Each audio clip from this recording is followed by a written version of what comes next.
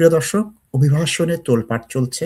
অভিভাষণের কিছু সংবাদ দিব, অত্যন্ত ভীতিকর এবং আশঙ্কাজনক যে সংবাদগুলো।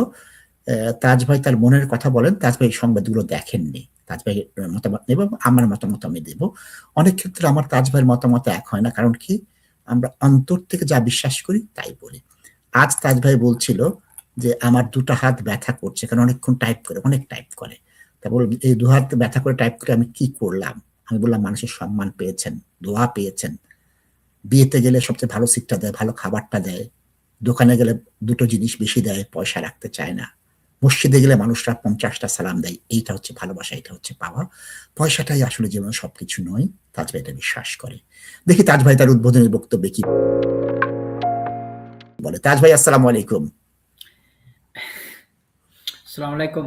তাজ ভাই, আপনার হাতের ব্যথা কি অবস্থা? হাতের ব্যথা ভালো হয়েছে? দর্শক, যেহেতু নাশিদ ভাই প্রসঙ্গটা আনছে, একটু সময় নেই।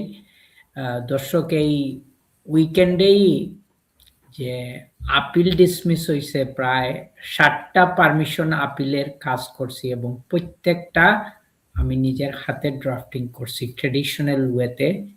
এই সিটের মধ্যে, এই ডাইনিং টেবিলে বসে এখানে এই কাজগুলা করছি। সো দর্শক, sometimes there is an enjoyment, সব ডিজিটাল করা যায় না। এবং কি পেলাম, যেটাই হচ্ছে নাশিদ ভাই, আজকে আপনি ততদিন ভালো থাকবেন যতদিন আপনি কথাবার্তা কম বলবেন, দাবি কম চাইবেন নাশিদ ভাই। সো এটাই হচ্ছে কি, এই দিকে মনে হয় আমরা চলে আসছি নাশিদ ভাই, এবং এই যুগ চলে আসছে। এবং প্রসঙ্গটা কেন নাশিদ ভাইয়ের সাথে শেয়ার করলাম দর্শক, এটা আমাদের লাঞ্চের টেবিলে, যেহেতু এটা একটা লাইভ প্রোগ্রাম, আপনারা সবাই দেখতেছেন, এটা হয়তো শেয়ার করা উচিত হবে না, এই জন্য বলতে পারতেছি না। কিন্তু এটাই শুধু বলবো যে আমরা এমন এক যুগে চলে আসতেছি যে এখানে ভালো মানুষের কোনো অবস্থান নাই। এবং যারা 2 নম্বরই কথা বলতে জানবে, তাদের সমাজে সম্মান আছে।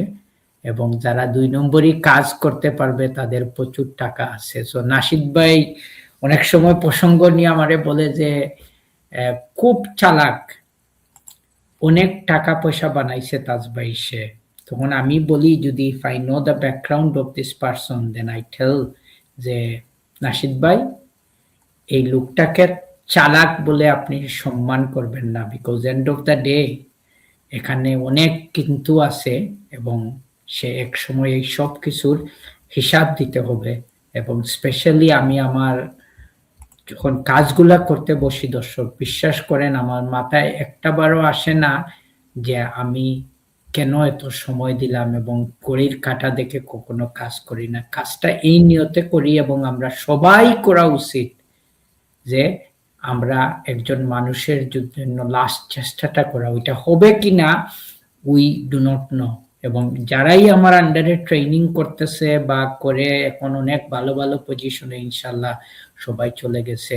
এটাই সব সময়ই বলি, এই আজকে সন্ধ্যার সময়ও জাস্ট 8 o'clock পরে আমার ছেলে আমার সাথে প্র্যাকটিস করে, আরো কিছু জুনিয়র ছিল, ওরা এভরিবডি ইজ কোয়ালিফাইড সলিসিটার্স। আমি তখন বললাম যে এই ক্লায়েন্টগুলা মানসিকভাবে তারা অসুস্থ, তাদের ফ্যামিলি ব্রেকডাউন হয়েছে, তাদের সয় সম্পত্তির প্রবলেম আছে, বাচ্চারা তাদের কাছ থেকে সরে গেছে, দে আর নট মেন্টালি স্টেবল। তোমরা রাগ করলে হবে না, তাদের কথাগুলা ধৈর্য সহকারে শুনতে হবে। এবং তারা যদি একটা খারাপ কথাও বলে, রাগ করে কথা বলে ফেলে, please do not raise your voice with them.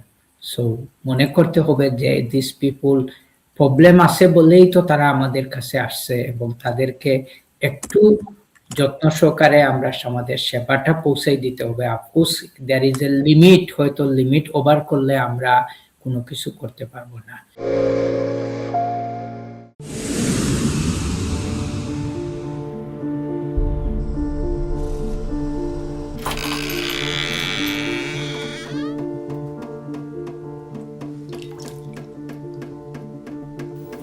ইংল্যান্ডে আমরা চাইলেও অনেক কিছু করতে পারি না, অনেক ঝামেলা।